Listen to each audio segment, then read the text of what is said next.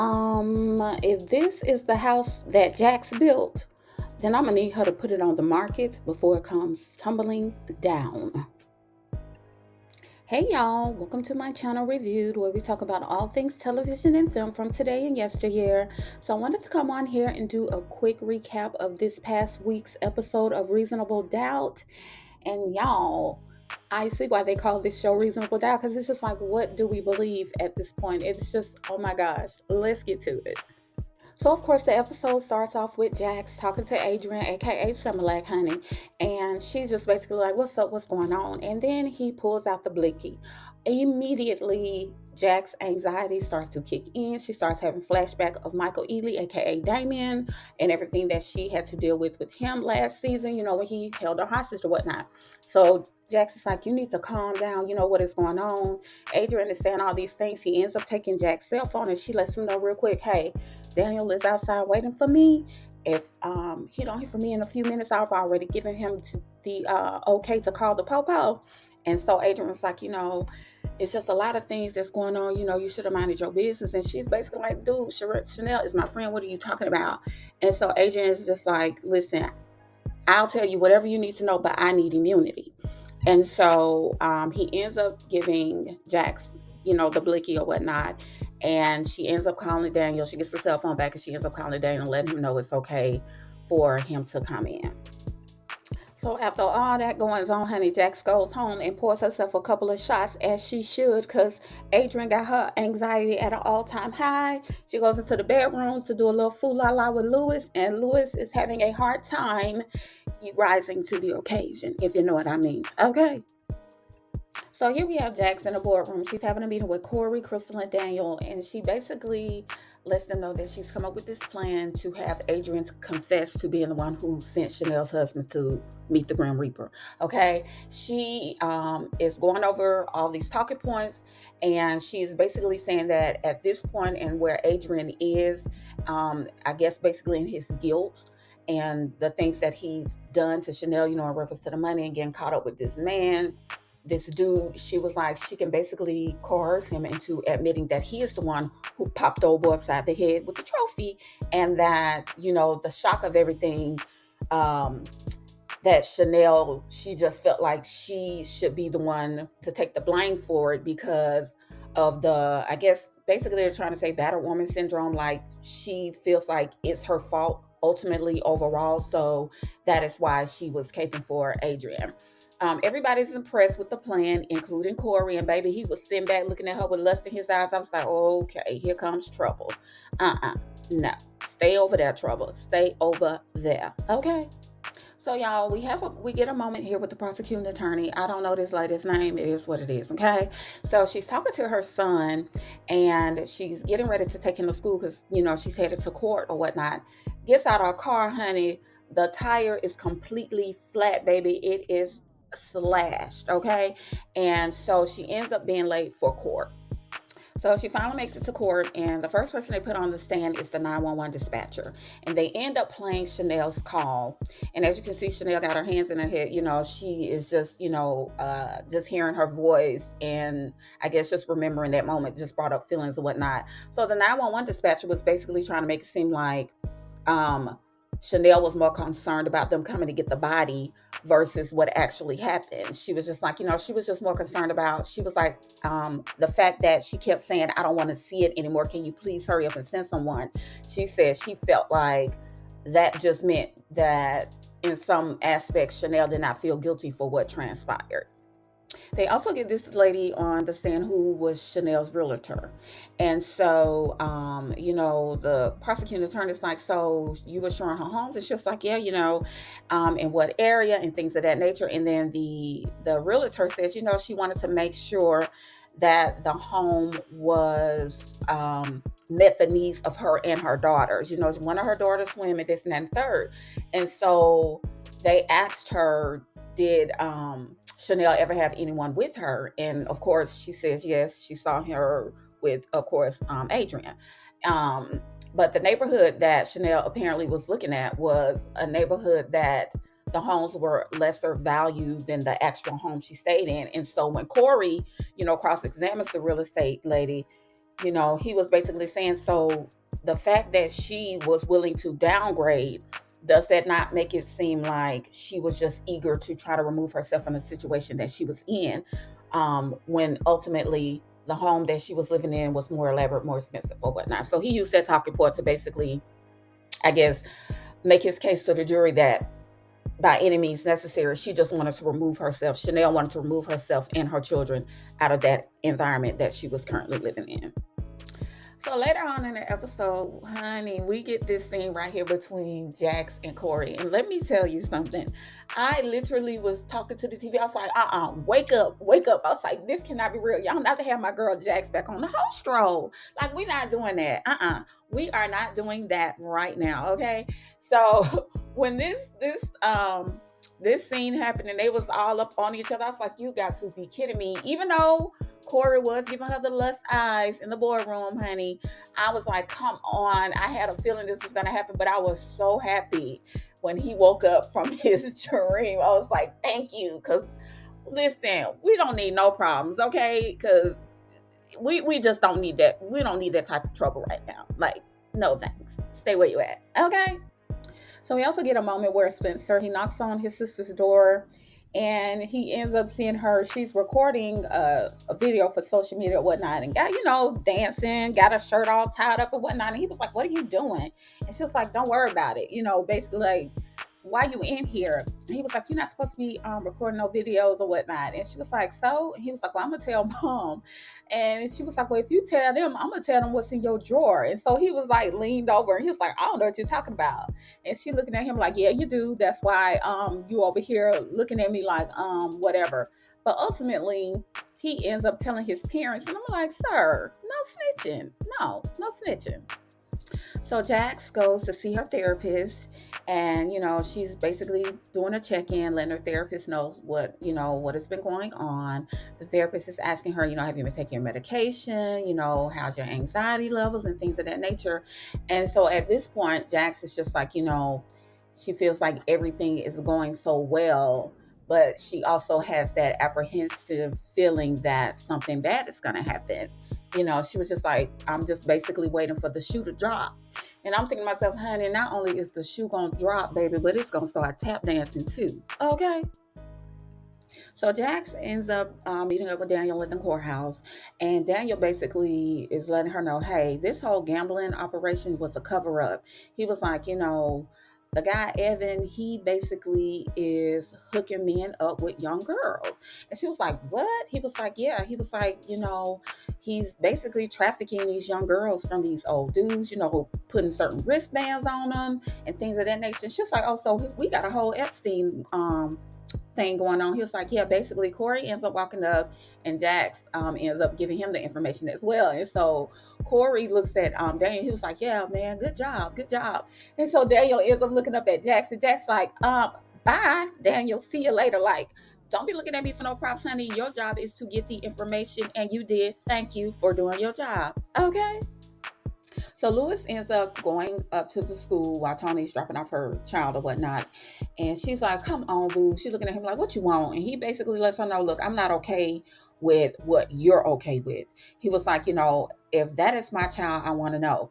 And Tony was like, I told you ain't got nothing to worry about. I'm going to take care of mine. I don't need your help. I'm not, basically I'm not worried about you. And he was like, it don't work like that. I'm a father.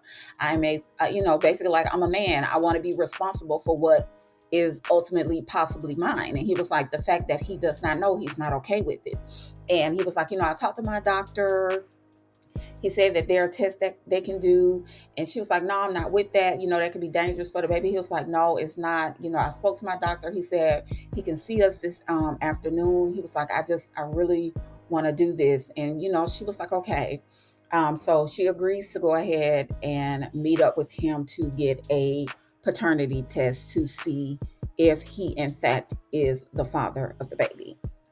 So back at the courthouse, Corey and Jax are talking or whatnot. And honey, we get to meet Corey's dad. I was like, okay, so he's just a whole courtroom pimp. Okay.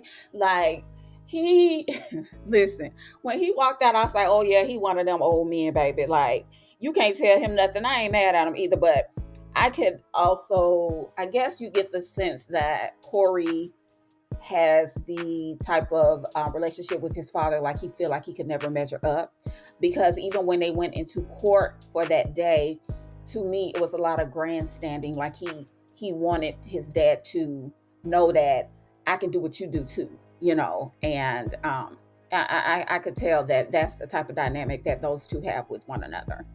So the coach of the team that Chanel's husband played for, he was the one on the stand this particular day in court.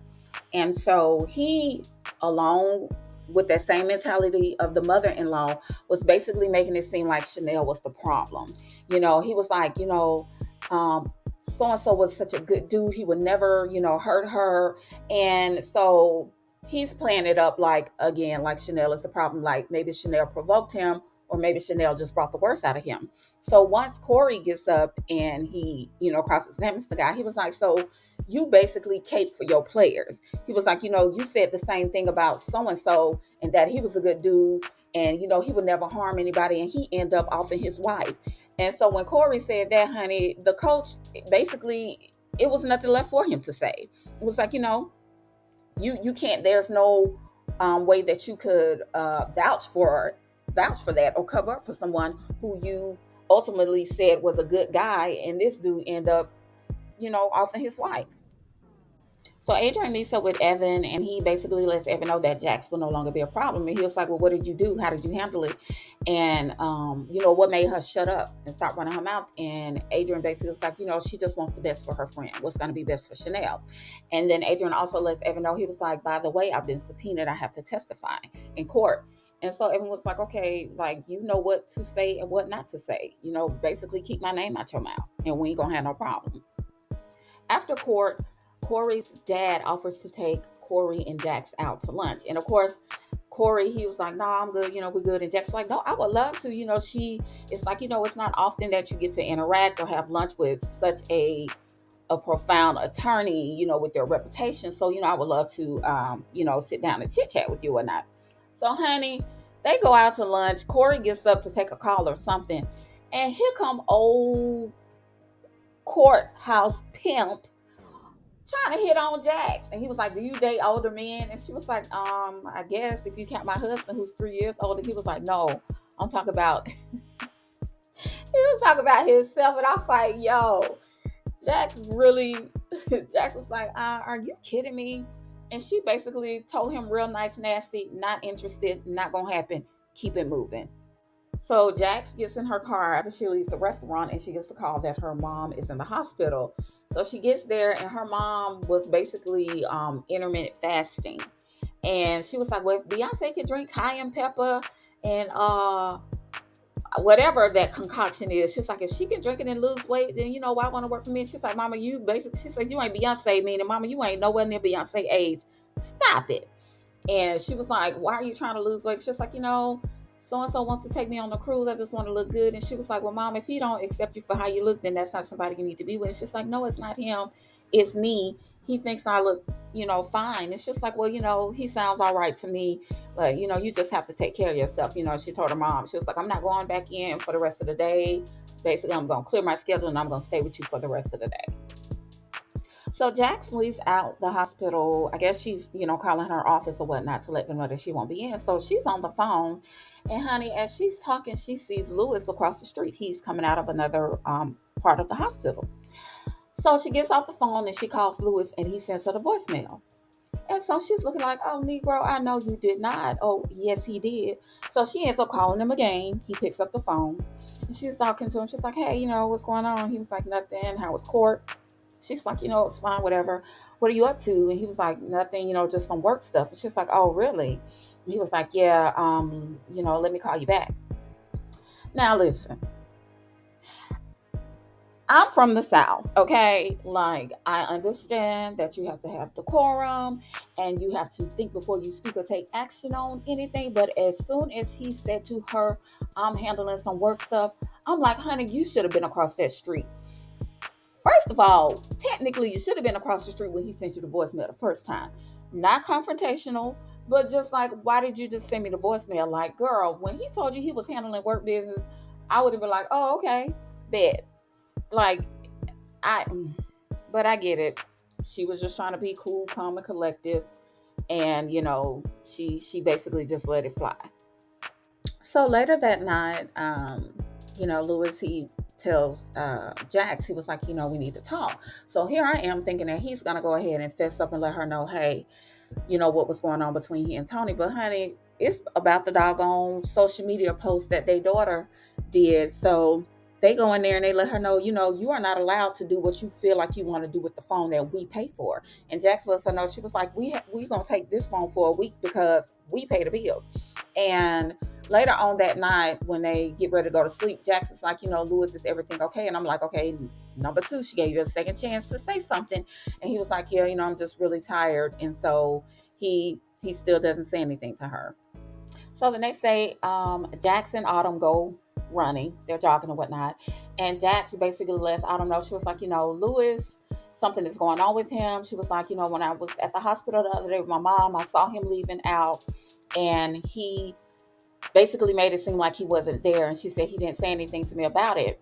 And she also, lets Autumn know, she was like, the other night when we were trying to fool la la, he really wasn't able to, perform or whatnot. And so Autumn was like, I don't tell my wife everything because I don't want her to be concerned about certain things. Autumn was like, we're doing the whole in vitro or whatever IVF process. And she was like, I had an instance where I was spotting, blah, blah, blah, blah. And she's like, but I didn't tell my wife because I didn't want her to worry because it wasn't anything to worry about. And she told Jax, she was like, maybe Lewis just doesn't want to get you worried about something that isn't potentially there. So they're back in court.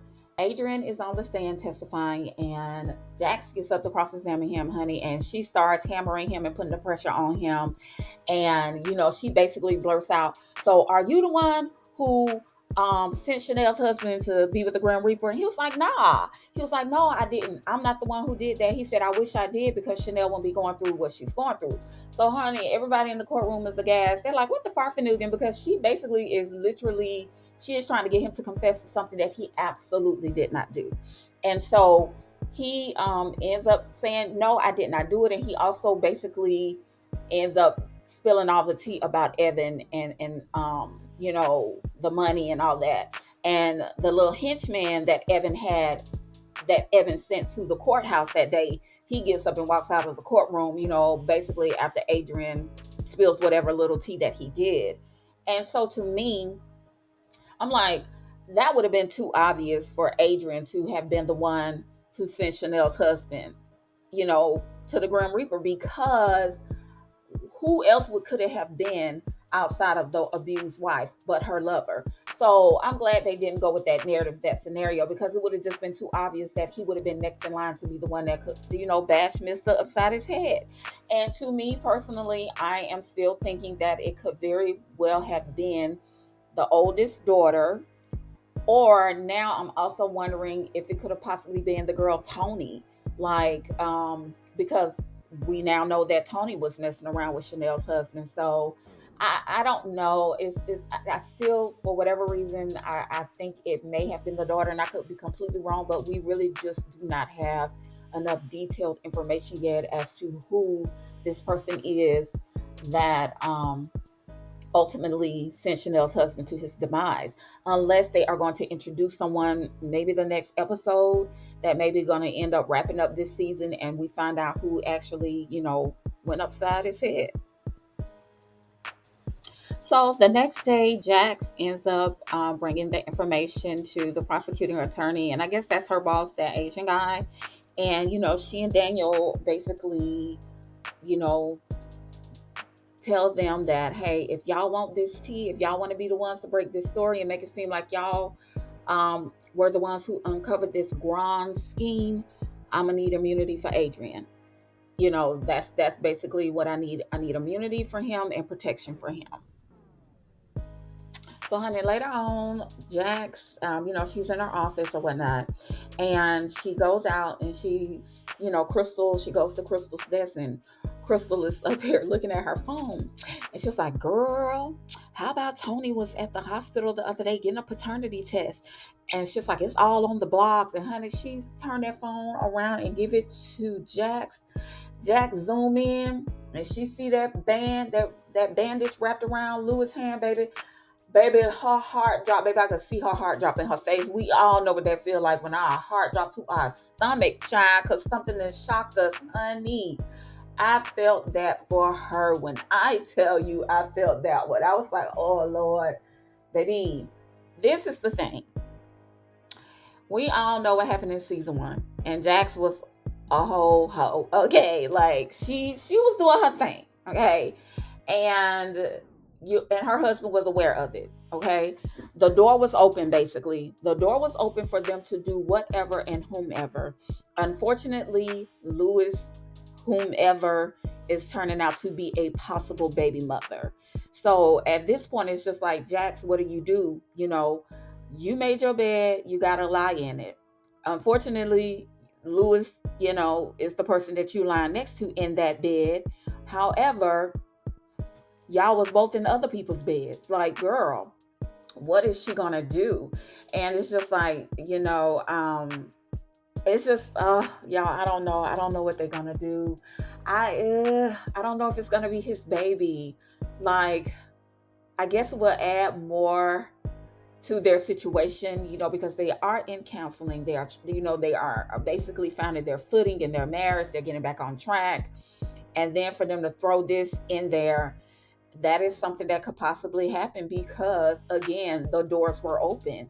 They were both wilding and doing their thing. And unfortunately, it may be about to bite both of them in the ass. And so here we are at the end of the episode, honey. And so we get a little glimpse on the prosecutor and her son and this fool across the street. So I don't know if this is someone she's convicted or if this is her son's father. I guess we shall soon find out. But what I do know is he's the fool that slashed her tires. And so, honey, they scroll over to Jax. Jax is smoking. Baby, let me tell y'all something. When they started playing Spody Odie Dopalicious by Outkast, listen, that is one of my favorite songs from Outkast. So as soon as I heard that beat drop, I was like, first of all, let me say this. I do not give props to whoever does the music for this show. It is so rare that you have a show where the music just be on time. The person or persons who handles the music on this show, kudos to y'all, because I love it. It never disappoints. It reminds me of the music, how they did the music in Snowfall, Nip Tuck, like that music from those shows used just to always just be on point, and I just love it. But anyway, back to Jax. Honey, Jax is sitting there smoking a cigarette. She's zooming in on that doggone laptop, that picture of Louis and old girl. And Louis, he's jogging. He finally comes home because, he lets his brother know. I got to let her know. I got to let Jax know what's going on. And so he walks in and she turned around and she got that tears falling from her eyes. It's just like, is the baby yours? Listen. Oh my gosh. Oh, baby. Spody Odie Dopalicious was just sending me. I love that song. But anyway, y'all, I don't know, guys. I don't know what they are going to do.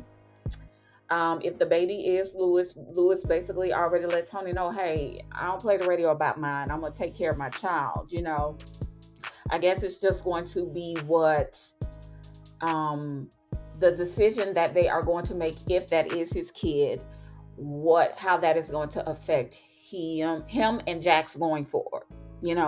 What is that going to do for their relationship now that they're trying to get back on track? And also, how is it going to affect their children? If there's going to be an outside baby. But I guess we shall see. And I don't know how many episodes are left in this season. I'm hoping hope we get at least 10 episodes, but I don't know. But I guess we shall see. Okay. Well, that is all I have for you guys in this video. Please be sure to like, share, and subscribe to my channels. Thank you to everyone who watches my content and who is also subscribed to my channel. I really appreciate the support, and I will see you all in the next one. Bye.